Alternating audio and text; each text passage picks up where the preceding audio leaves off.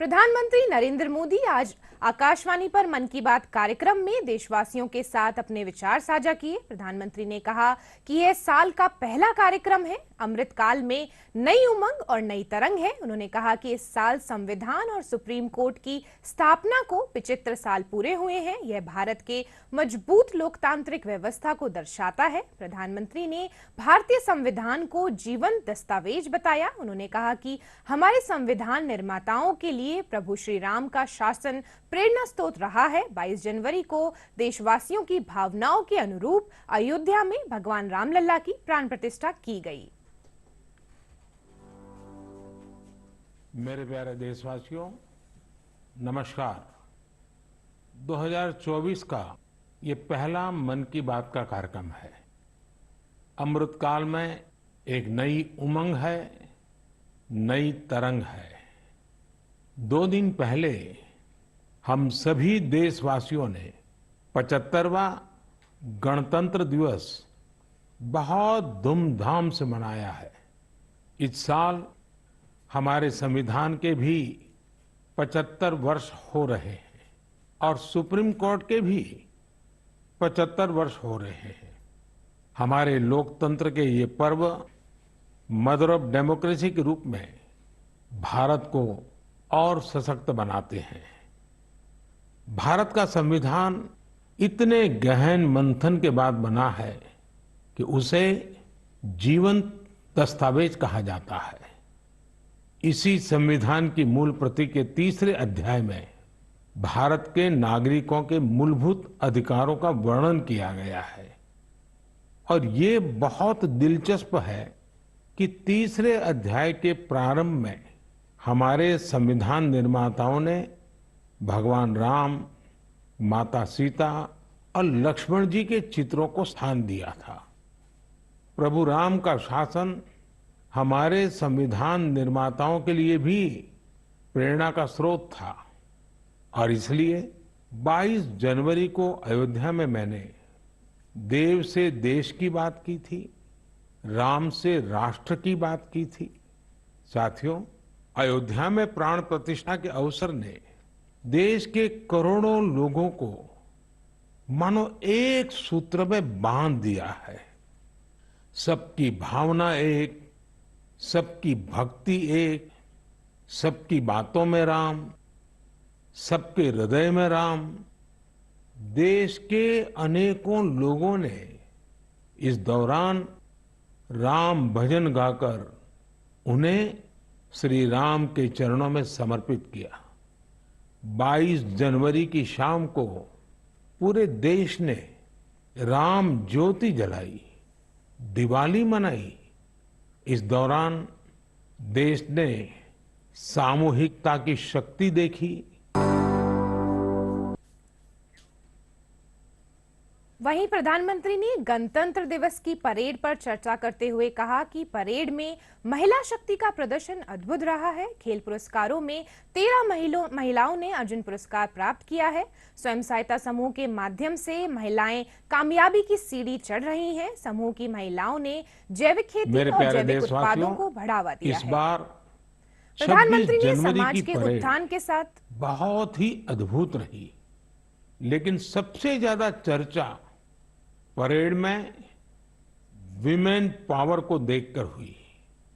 जब कर्तव्य पथ पर केंद्रीय सुरक्षा बलों और दिल्ली पुलिस की महिला टुकड़ियों ने कदमताल शुरू किया तो सभी गर्व से भर उठे। महिला बैंड का मार्च देखकर, उनका जबरदस्त तालमेल देखकर देश विदेश में लोग झूम उठे। इस बार परेड में मार्च करने वाले 20 दस्तों में से 11 दस्ते महिलाओं के ही थे। हमने देखा कि जो झांकी निकली उसमें भी सभी महिला कलाकार ही थी। जो सांस्कृतिक कार्यक्रम हुए उसमें भी करीब 1,500 बेटियों ने हिस्सा लिया था। कई महिला कलाकार शंख, नादस्वरम और नागदा जैसे भारतीय संगीत वाद्य यंत्र बजा रही थी। साथियों, आपने कुछ दिन पहले ही अर्जुन अवार्ड समारोह को भी देखा होगा। इसमें राष्ट्रपति भवन में देश के कई होनहार खिलाड़ियों और एथलीटों को सम्मानित किया गया है। यहाँ भी जिस एक बात ने लोगों का खूब ध्यान खींचा, वो थी अर्जुन पुरस्कार पाने वाली बेटियां और उनकी लाइफ जर्नीज। इस बार 13 विमेन एथलीट्स को अर्जुन अवार्ड से सम्मानित किया गया है।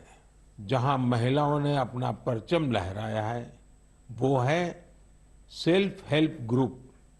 आज विमेन सेल्फ हेल्प ग्रुप्स की देश में संख्या भी बढ़ी है और उनके काम करने के दायरे का भी बहुत विस्तार हुआ है। वो दिन दूर नहीं जब आपको गांव-गांव में, खेतों में नमो ड्रोन दीदियां ड्रोन के माध्यम से खेती में मदद करती हुई दिखाई देगी।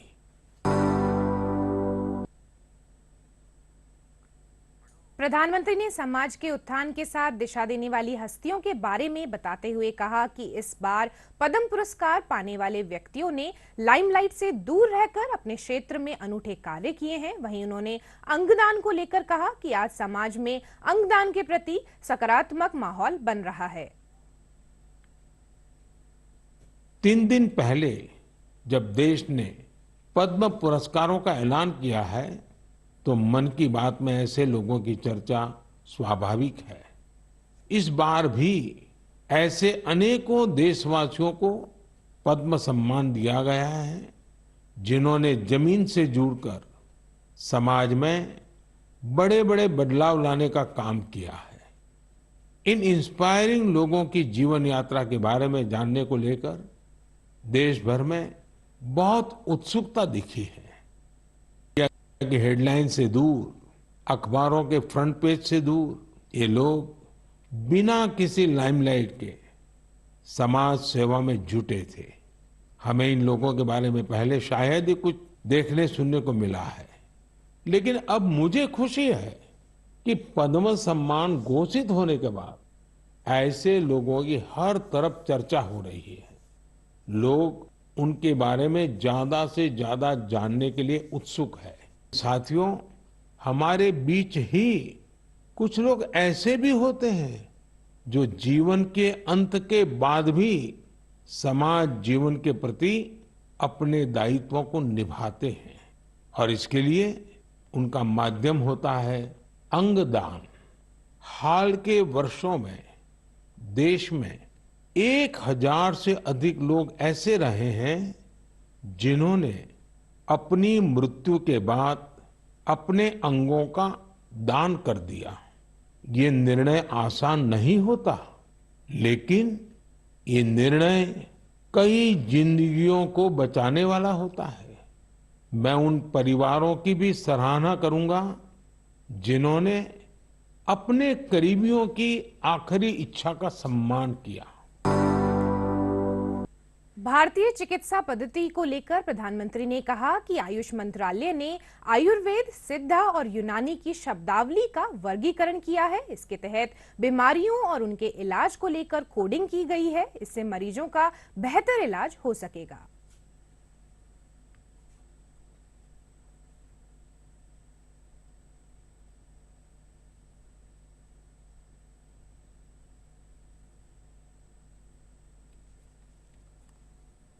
मुझे ये बताते हुए खुशी हो रही है कि आयुष मंत्रालय ने आयुर्वेद, सिद्ध और यूनानी चिकित्सा से जुड़े डेटा और शब्दावली का वर्गीकरण किया है। इसमें विश्व स्वास्थ्य संगठन ने भी मदद की है। दोनों के प्रयासों से आयुर्वेद, यूनानी और सिद्ध चिकित्सा में बीमारी और इलाज के जुड़ी शब्दावली की कोडिंग कर दी गई है। इस कोडिंग की मदद से अब सभी डॉक्टर प्रिस्क्रिप्शन या अपनी पर्ची पर एक जैसी भाषा लिखेंगे। इसका एक फायदा ये होगा कि अगर आप वो पर्ची लेकर दूसरे डॉक्टर के पास जाएंगे तो डॉक्टर को इसकी पूरी जानकारी उस पर्ची से ही मिल जाएगी। आपकी बीमारी, इलाज, कौन कौन सी दवाएं चली हैं, कब से इलाज चल रहा है, आपको किन चीजों से एलर्जी है, ये सब जानने में उस पर्ची से मदद मिलेगी। प्रधानमंत्री ने परीक्षा पे चर्चा कार्यक्रम के बारे में भी अपने विचार रखे।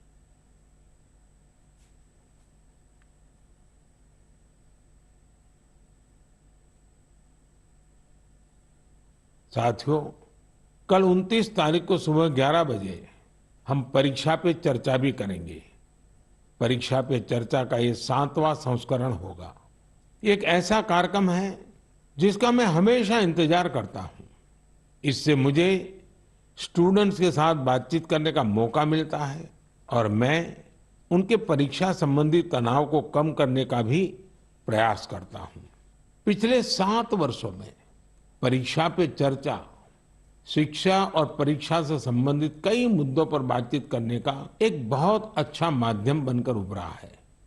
मुझे खुशी है कि इस बार 2.25 करोड़ से अधिक विद्यार्थियों ने इसके लिए रजिस्ट्रेशन कराया है और अपने इनपुट भी दिए हैं।